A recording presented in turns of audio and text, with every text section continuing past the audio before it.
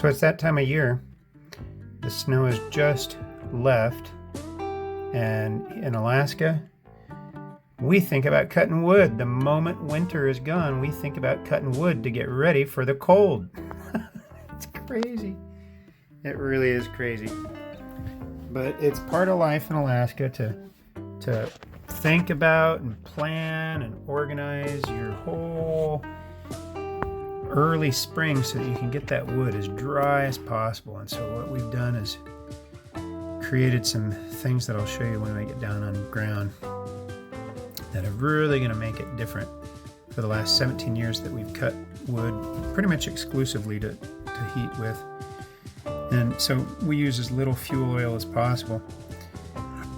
And for, 15 years we didn't use any fuel oil. But if we go through 200 gallons of fuel oil, then something's wrong. And so it's been nice to really cut back on that.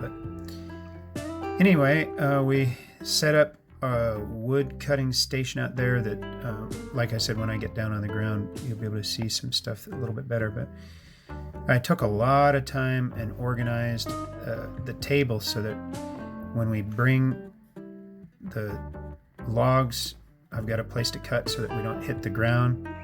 Spaced out a nice base of logs down below, 4 logs, and spaced them out, and they really just look like it's going to work great. And then bring them to the cutting prep table, and then the log splitter people split, and then the people inside the wood shed stack. And we're going to try and do it a lot better. There's some tricks that I'll show you guys on how we keep our stacks from falling over.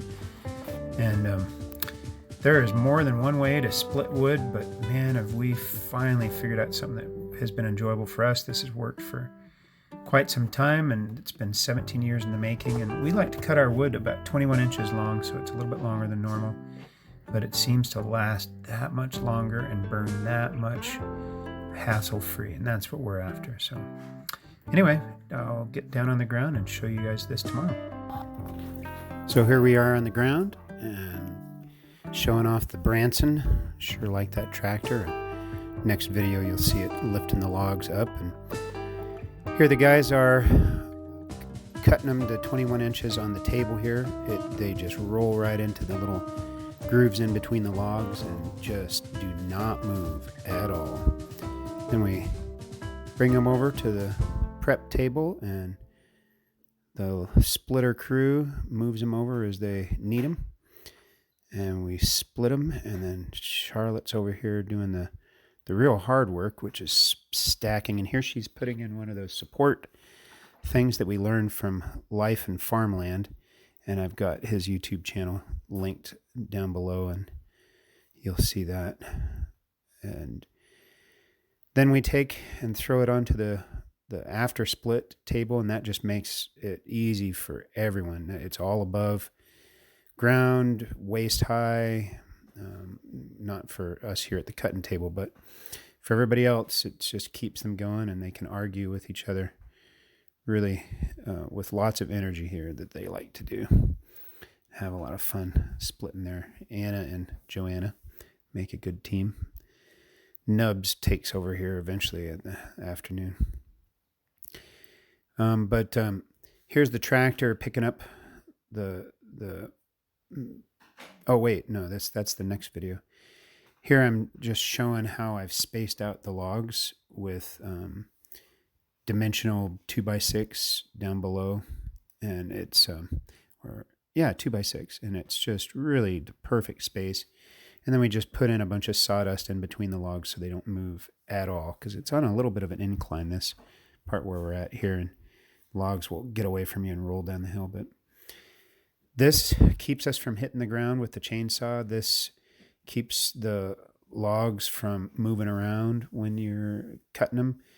It just really pinches them in there good. And then I just took a bunch of construction sawhorses that I got, or not sawhorses, but standing tables from Home Depot and Lowe's during Black Friday or something like that, and have a bunch of those, and then pallets to receive the split wood. But this log splitting head really turned out nice. We've had this Troy-built Honda engine log splitter, 27 ton for quite some time, and we used it with just the single head, but a friend of mine down the street, Joe Clark, welded this up with me, and we perfected this, and it is so nice to have. And you see how easy it is to take on and off. It's not difficult. So if we're transporting it, you just take it off so it doesn't flop off onto somebody down the road. But single cut works good for big, nasty, twisted wood. And then the table is just square tubing that I welded on with angle irons and put them quite a bit below because I didn't want the ram device that slides up and down to hit those things, obviously. So that took a little bit of engineering, but that receiving table just makes it so nice. And you can see it holds pretty good sized log. And we went through all day long with no problems with that setup. So that was years of pondering and putting off and just dealing with wood falling off all over the place and hitting the engine and hitting your foot, and it was miserable.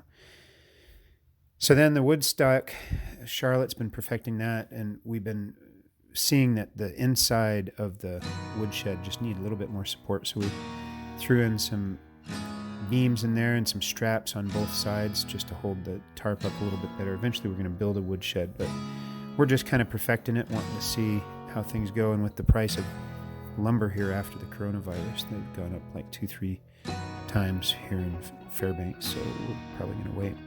We try and stack it loose, try and stack it with these sticks in between here.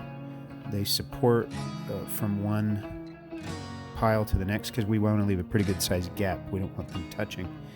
And those branches are just alder junk wood that we have to cut off the road anyway. So that's that one video here. I'm going to now get to the exciting part where we get the logs from the big pile, and the Branson does just such a good job at that. And we're picking them up. Try and just stick with 2 at a time. It seemed like we could keep up just fine if I brought 2 over at a time. So it's not hard on the tractor, and it's not hard to find a good log. And not sure if I'm getting 2. Yeah, here I go back for another. But this pile was really easy to make. I just put a bunch of wood down below and stacked all the wood on top of that so the bottom layer doesn't get soaked and nasty. And so it takes quite a while to collect all this wood, but I got a friend that's clearing a bunch of property just down the road, so that was such a blessing. So easy to get all that wood. Just leave it there out of the way and away from the house so the carpenter ants don't find their way to any structures we want. But here's where that spaced area just works so good with these 4 logs spaced just right. There's no science to it. I mean, you could go a little bit more, you could go a little bit less, but you don't want to go super tight. You want those logs to just grab right in there and want to stay. And so here I'm doing it all by myself and just setting them right in there, and they roll perfectly. And it's just a thing of beauty. And then I just jump off and measure 21 inches with a piece of floor chalk that I steal from Joanna's play set and lower everything down and turn it off. And most of what I've learned came from websites like what you see here. Life and Farmland was super helpful. And I can't remember if I watched this still video on how to cut down tree, but it was helpful too. But the Life and Farmland is probably my favorite. I'd recommend that to people because he talks about just how to start fire in the wood stove, which it sounds so obvious. And he talks about how he stacks his wood.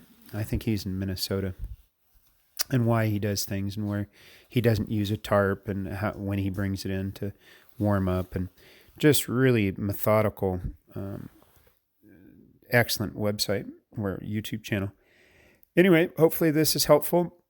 We try and do practical things here because we've seen that Jesus is exceedingly practical in how he relates to people. And if you're frustrated with Christians or with Christianity, then man, this is a good YouTube channel. I try and tackle some of those issues too. Wood cutting brings warmth to our body, but the gospel of Jesus risen from the dead brings warmth to our soul, spirit. So hope to see you on the YouTube channel. Give me an email if you have any questions. Take care. Bye-bye.